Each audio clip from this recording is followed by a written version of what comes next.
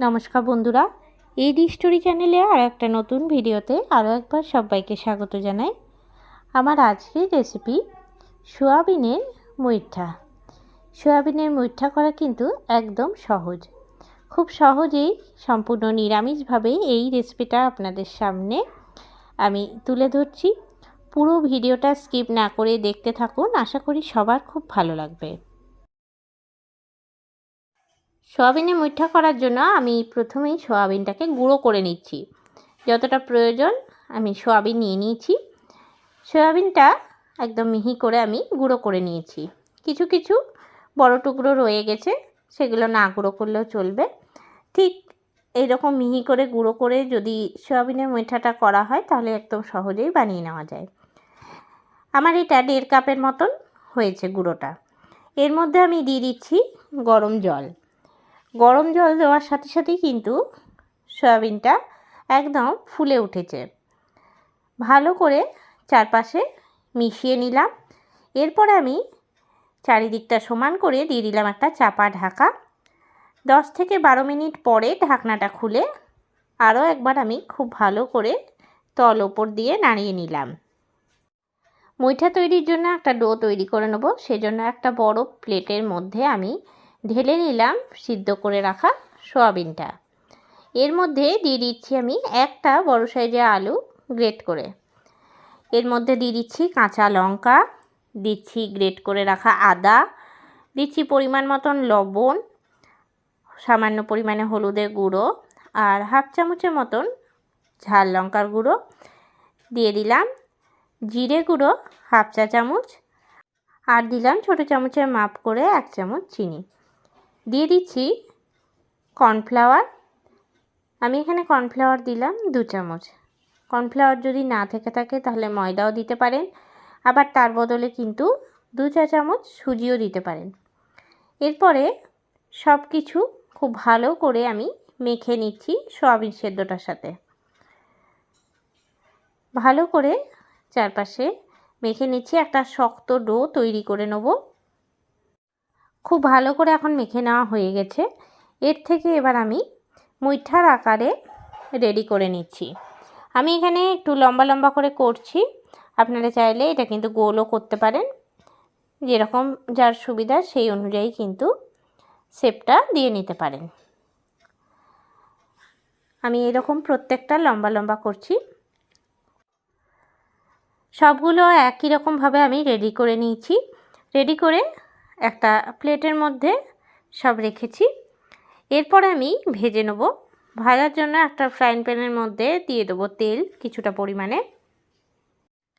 কড়াইয়ে দিয়ে দিচ্ছি সর্ষের তেল। খুব বেশি তেলের প্রয়োজন নেই, আমি এখানে 4-5 চামচের মতন তেল দিয়েছি। দিয়ে দিচ্ছি আগে থেকে রেডি করে রাখা মুইঠাটা, দিয়ে একটুখানি লাল লাল করে ভেজে নেব। গ্যাসের ফ্লেমটা প্রথমে একটু হাইতে থাকবে, তারপরে মিডিয়ামে করে দেবো। খুব তাড়াতাড়ি না হলে পুড়ে যাবে যদি হাই ফ্লেমে হয়।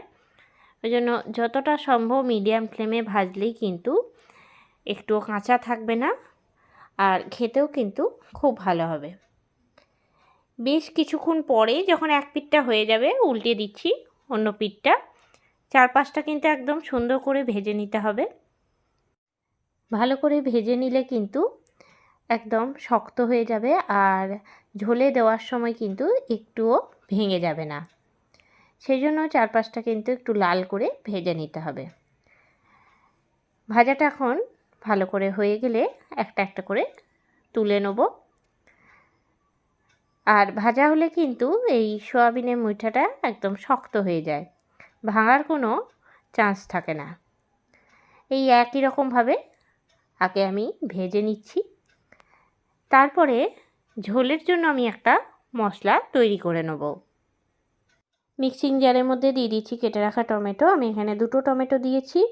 দিচ্ছি ঝালের জন্য কাঁচা লঙ্কা, আর দিচ্ছি আমি আদা মিহি করে বেটে নিচ্ছি।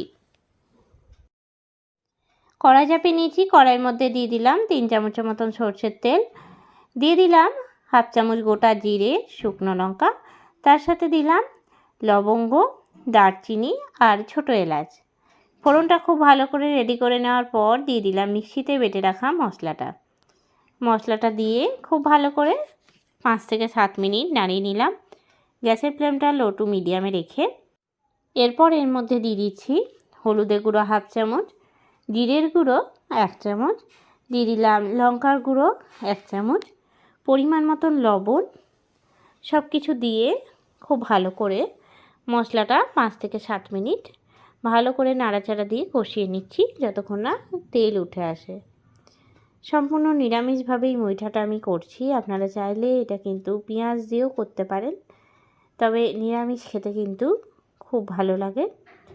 সামান্য জল দিয়ে মশলাটা বেশ কিছুক্ষণ ধরে কষিয়ে নিয়েছি। এরপর এর মধ্যে দিয়ে দিচ্ছি আমি আগের থেকে কেটে রাখা আলু। আমি এখানে আলু দিচ্ছি, আপনারা চাইলে শুধুও করতে পারেন, তবে আলু দিয়ে করলে বেশি ভালো লাগে। আলুটা মশলার সাথে ভালো করে নাড়িয়ে নিচ্ছি। আলুটা খুব ভালো করে আমি নাড়াচাড়া দিয়ে নিচ্ছি।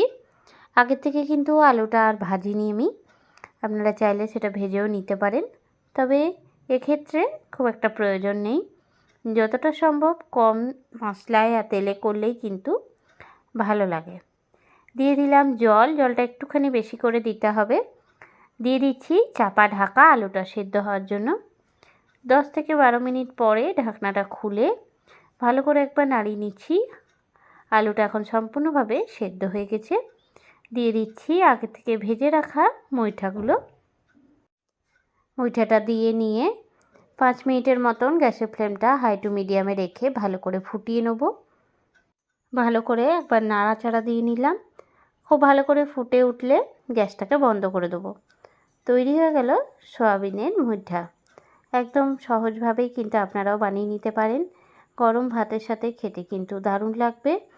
কেমন লাগলো রেসিপিটা অবশ্যই আমাকে জানাবেন। আপনারাও এইভাবে বানিয়ে দেখবেন, আশা করি সবার খুব ভালো হবে।